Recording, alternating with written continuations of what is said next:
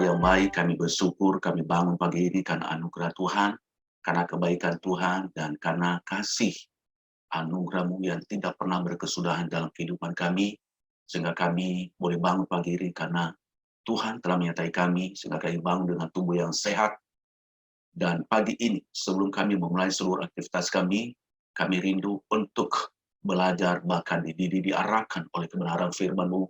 Di dalam firman-Mu ada didikan, di dalam firman-Mu ada perintah, di dalam firman-Mu juga ada mujizat Allah.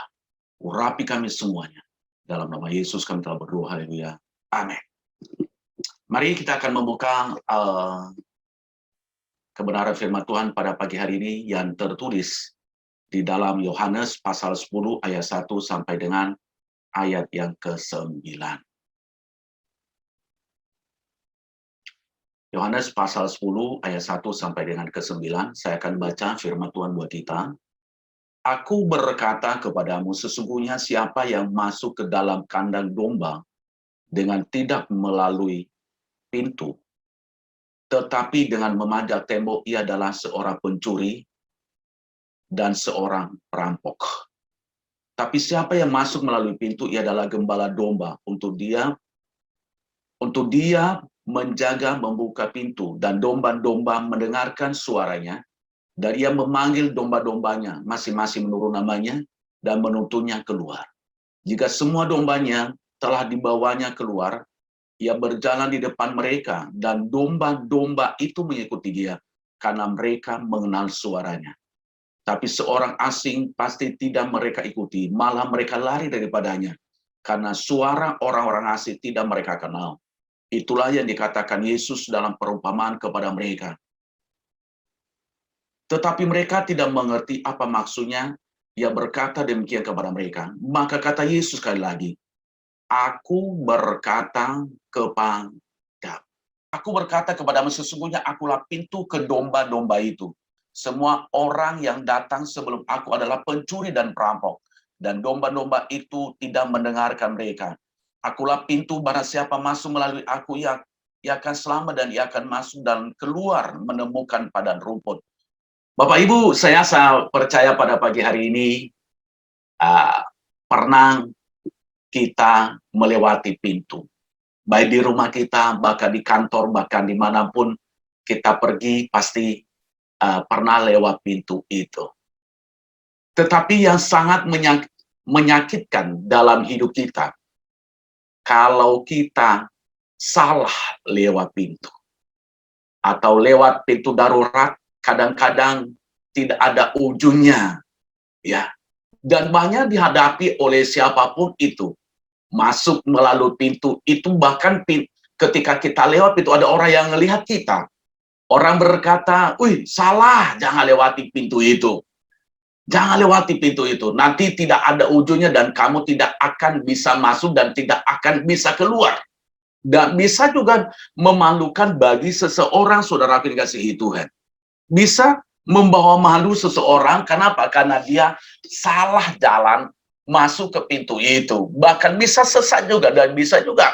Saya beberapa kali melihat orang di salah satu apartemen di Jakarta, karena dia coba masuk ke pintu exit.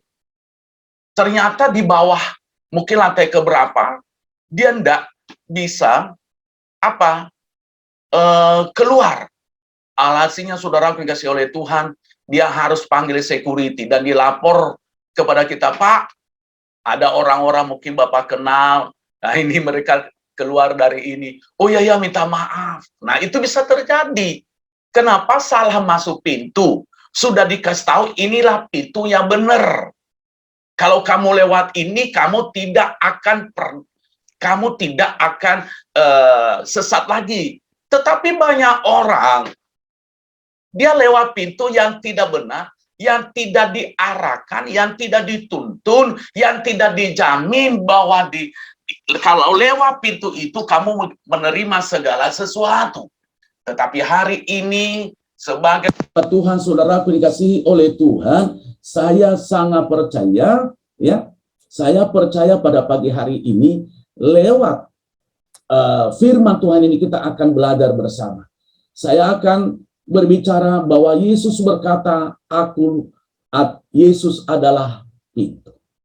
Kalau kita baca dari ayat pertama sampai dengan ayat yang ke-9, ada berapa kali, sekitar 5 atau 6 kali, Yesus berkata, akulah pintu.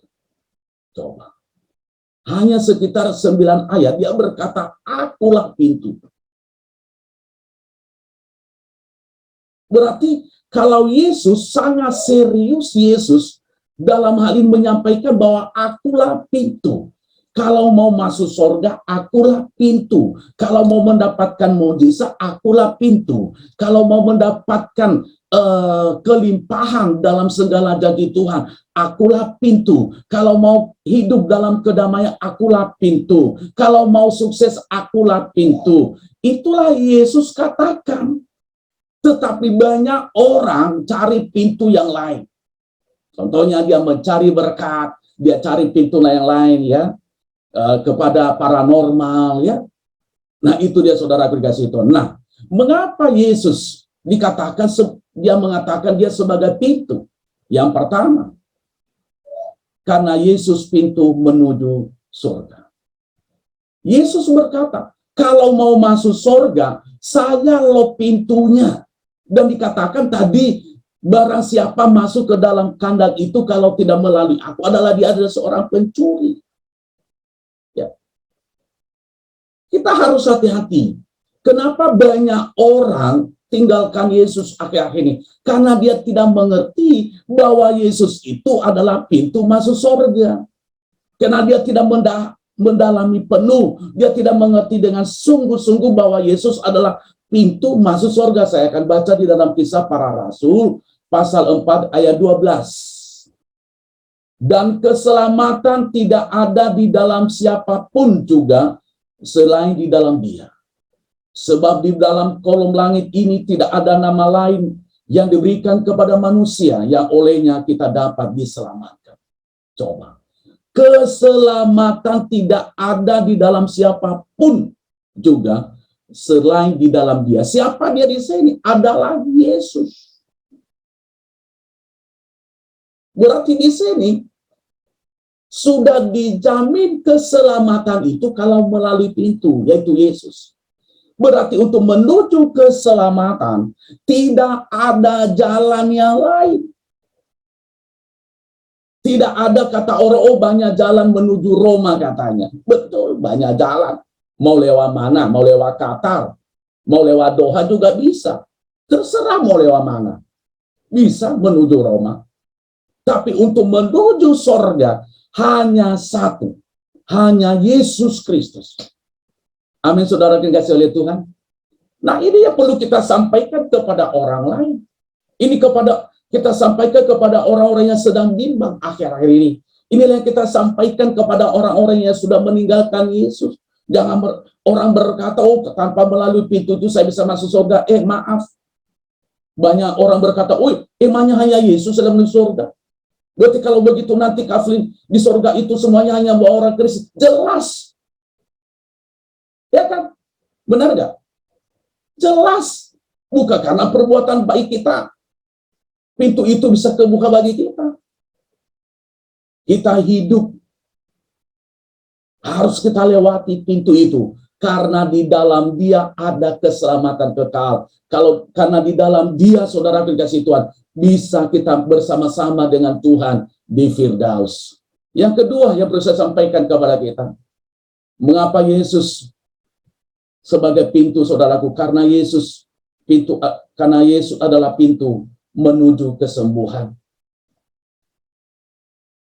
Saudaraku dikasihi oleh Tuhan, saya sangat percaya mungkin kita sebelum percaya kepada Yesus pernah kita mencari kesembuhan di tempat lain. Atau nggak pernah? Hah? Enggak ya? Mungkin kadang-kadang kita ceritakan, kalau dulu masa lalu saya begini. Benar kan? Pernah ceritakan begitu enggak? Siapapun pernah. Dulu saya waktu saya sakit, saya pergi ke paranormal ini waktu saya sakit saya pergi ke orang sakti ini Waktu saya sakit loh, saya pergi ke kuburan ini. Waktu saya sakit loh, saya disuruh ke gunung itu bertapa 3 hari 3 malam. Waktu saya sakit loh, saya disuruh doa di batu yang besar. Kan dulu kan ada orang berkata, nanti kalau kamu pergi ke pintu-pintu itu, kalau mau apa, mau sembuh, kamu harus berdoa ke gunung ini, ke batu-batu ini. Kan sering saya begitu dulu. Ya, kalau kamu mau sembuh loh, ada pintunya, pakai ini loh. Ya, ayat-ayat Alkitab, nanti ayat Alkitab itu yaitu dicuci tintanya, nanti itu yang kamu minum, jangan minum kertasnya. Nah, itu dia kan. Itu kan pintu yang sesat, yang tidak benar. Ya. Nah, saya akan baca di dalam Markus ayat 6, pasal 16 ayat 17 dan 18. Tanda-tanda ini akan menyertai orang yang percaya. Mereka akan mengusir setan-setan demi namaku. Mereka akan berbicara dalam bahasa-bahasa yang baru bagi mereka. Mereka akan memegang ular. Dan sekalipun mereka minum racun maut, mereka tidak akan mendapat celaka. Mereka akan meletakkan tangannya atas orang sakit. Dan orang itu akan sembuh. Coba. Akan menuju kesembuhan. Melalui siapa? Pintunya adalah Yesus. Hanya di dalam nama Yesus kita bisa menikmati kesembuhan. Kesembuhan di pintu lain hanya dia pindah ke tempat. Contohnya sakit di sini, dia pindahkan ke punggung. Itulah ya kesembuhan dari pintu yang lain. Sakit di telinga, bisa dia pindahkan ke perut, ya. Sakit di hidung, saudara kasih Tuhan, bisa dipindahkan di mana? Mungkin di tangan. Hanya dia pindahkan tempat, yaitu pintu kesembuhan kalau pintu yang lain. Tetapi kalau melalui Yesus sebagai pintu kesembuhan, itu namanya abadi, saudara kasih Tuhan. Itu namanya benar-benar membawa ketenangan, membawa kedamaian, membawa sukacita. Kalau Yesus sebagai pintu kesembuhan, ya. Coba, Yesus dia perumpamaan dirinya sebagai gembala, dia memberikan kesembuhan. Kalau domba-domba itu sakit, kalau domba-domba itu luka, dia sembuhin, saudara kasih itu. Tetapi gembala-gembala liar atau pencuri-pencuri itu, mereka tidak peduli untuk menyembuhkan domba-domba itu. Di sini kita akan melihat bahwa Yesus memiliki hati nurani yang sangat tinggi, saudara kasih Tuhan. Di sini kita akan melihat Yesus memiliki hati nurani yang sangat tinggi. Bahkan dia memiliki hati yang sangat sensitif secara positif, melihat orang yang menderita. Maka ini berkata, Yesus sebagai pintu kesembuhan itu. Kadang-kadang kita tidak peduli, saudara dikasih oleh Tuhan. Kita melihat sahabat kita sakit, tidak kita doakan dia. Apalagi kalau kita sedang bermasalah dengan dia. Apalagi kalau kita sedang ada persaingan dengan dia. Kita tidak peduli, mungkin banyak orang berkata ada yang berdoa buat dia. Makanya lewat doa pagi ini, saya sangat percaya, saudara kasih Tuhan, kita harus belajar bersama bahwa pintu kesembuhan itu adalah Yesus Kristus. Saudara kasih Tuhan, di doa pagi ini juga saya senang melihat ada yang posting ke Facebook, tetapi yang lainnya adalah paling-paling 15 orang. Saya himbau, kita yang ikut di doa pagi ini pasti punya Facebook semuanya. Ayo kita like. Saya lihat hari ini 35. Kalau 35 like, kalau ketika nanti Ibu Puspa akan kirim ke Facebook, 35 orang like, orang berkata doa pagi, Glow Tamres, berarti udah mulai banyak yang itu. Kalau hanya 5 orang, nggak tertarik. Benar nggak? Janji ya. Nanti gua akan lihatin loh. Pak Pendeta ngacam lagi ya. Nah, iya, betul. Ayo kita ramein. Masa nggak mau ramein begitu, saudara kasih Tuhan? Itu pintu loh. Pintu juga untuk bisa banyak orang tertarik kita di doa pagi. Banyak orang yang yang like ya. Nah itu intermezzo saja berkena pintu. Yang ketiga yang saya sampaikan kepada kita, saya nggak lama bicara pada hari ini, saudara kasih Tuhan. Ya, mengapa Yesus sebagai pintu? Karena Yesus adalah pintu menuju pemeliharaan. Yesus sebagai pintu, dia akan memelihara. Saya akan baca kepada kita. Yohanes 10 ayat 10. Pencuri datang hanya untuk mencuri dan membunuh dan membinasakan. Aku datang supaya mereka mempunyai hidup dan mempunyainya dalam segala kelimpahan. Coba perhatikan, supaya mereka mempunyai hidup. Berarti di sini dia pelihara. Kalau dia pelihara, berarti dia jagai, dia lindungi dari segala apapun. Ya, dari segala apapun. Kenapa? Dia pelihara dari segala apapun, karena dia tahu domba-domba itu lemah. Kenapa? Karena dia tahu domba-domba itu kalau dia nggak pelihara akan sesat. Karena domba-domba itu, saudara dikasih oleh Tuhan, adalah memang kalau kita lihat domba-domba itu lugu. Ya, domba-domba itu ya senang sekali berkumpul. Makanya dia harus pelihara. Dia harus tuntun. Dia harus dia arahkan. Dia harus didik. Begitu juga dalam kehidupan kita sebagai orang yang percaya kepada Tuhan. Kadang-kadang kita, kalau kita diarahkan keluar manusia lama kita kecewa, kita marah. Kenapa kamu arahkan saya? Emangnya siapa kamu? Kenapa kamu bimbing saya? Emangnya siapa kamu? Saya tahu kamu adalah anak yang kemarin, anak yang baru lahir kemarin. Tapi banyak kita lihat domba-domba yang tidak mau diarahkan itu. Apa yang akan terjadi? Diterkam oleh singa, diterkam oleh harimau, diterkam oleh macan tutul, saudara dikasih Tuhan. Kenapa? Karena mereka tidak mau dipelihara. Makanya jangan heran, orang Kristen, saudaraku, banyak yang tinggalkan Yesus. Dia berkata, ketika saya tinggalkan Yesus baru saya dapatkan kedamaian. Maaf saya ngomong nih ya, maaf saya ngomong. Kedamaian tidak pernah ada di luar Yesus, saudara dikasih Tuhan. Maaf saya ngomong itu. Kedamaian enggak. Karena Yesus sudah jelas kalau kita baca. Bahkan kalau kita baca di dalam kitab Kejadian sampai Wahyu, bagaimana kalau kita dekat sama Tuhan itu. Makanya Raja Daud, hanya dekat Allah saja aku tenang, daripadanya lah keselamatanku. Berarti di luar Tuhan Yesus Kristus tidak kita bisa mendapatkan ketenangan. Ya. Makanya kalau kita dipelihara kita dimanapun, dia jagai kita, saudara, dia tuntun kita. Nah, itu dia pemeliharaan Allah.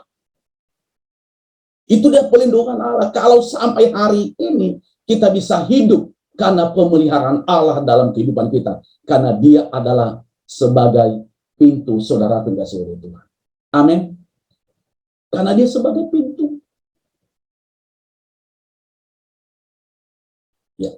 Makanya kalau Tuhan pelihara kita, jangan kata orang ya, jangan macam-macam lagi, jangan banyak cincongnya lagi. Ada cukup.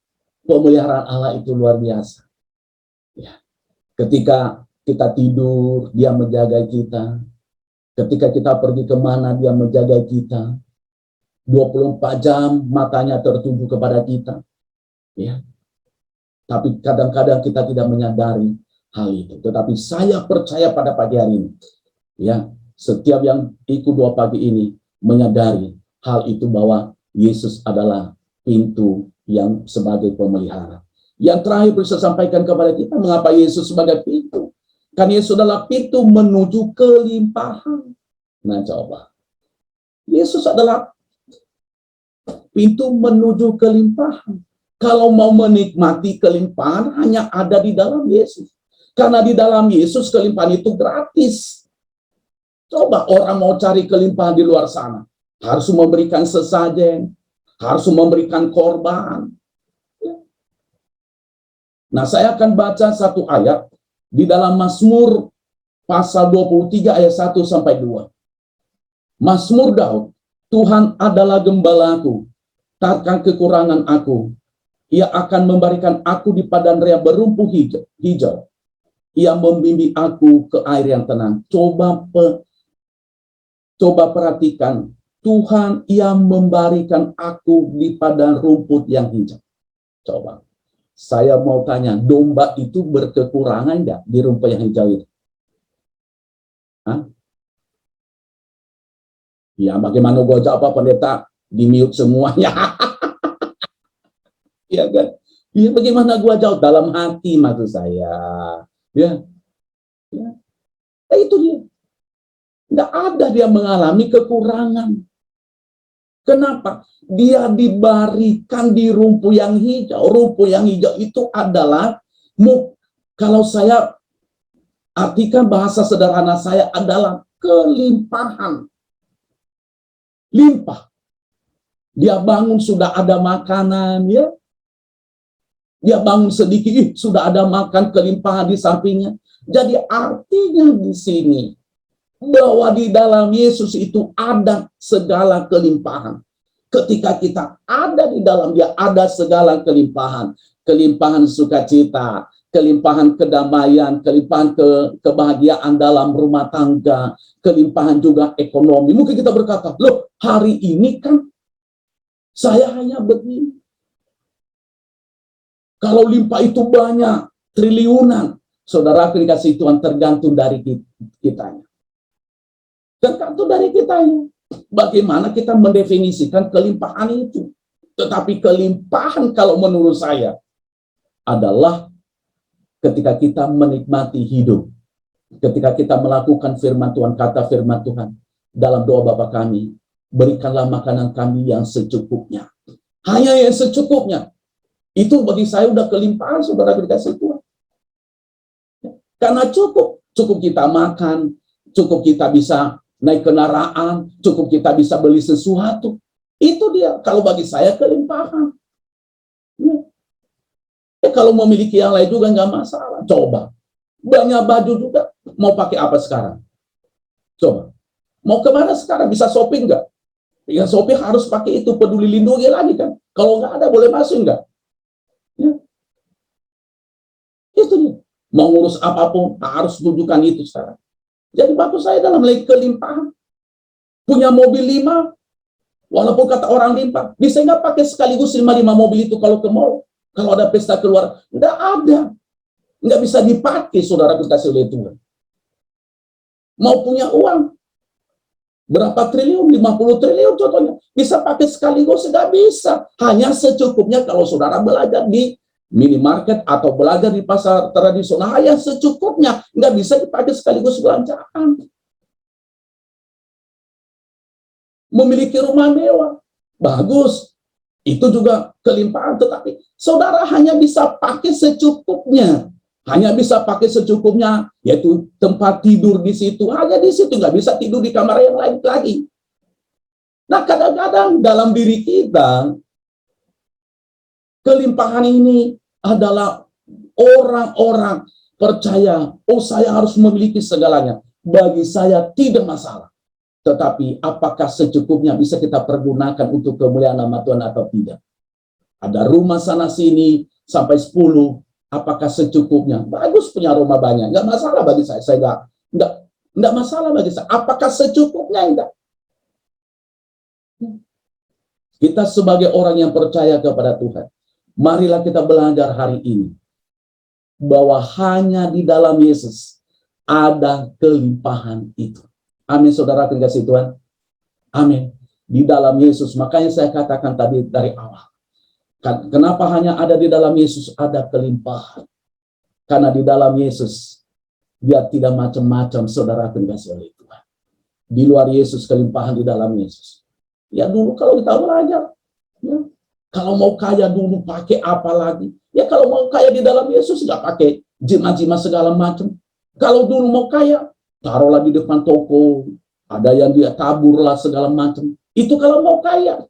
Ya makanya 3 minggu terakhir ini saya di YouTube saya tentang setan, promo lagi ya, saya nggak tahu kalau nonton sih, saya nggak tahu. Sekalian promo kalau doa pagi Tamres, ya nggak apa-apa, saya khotbah tentang setan semua sampai minggu depan.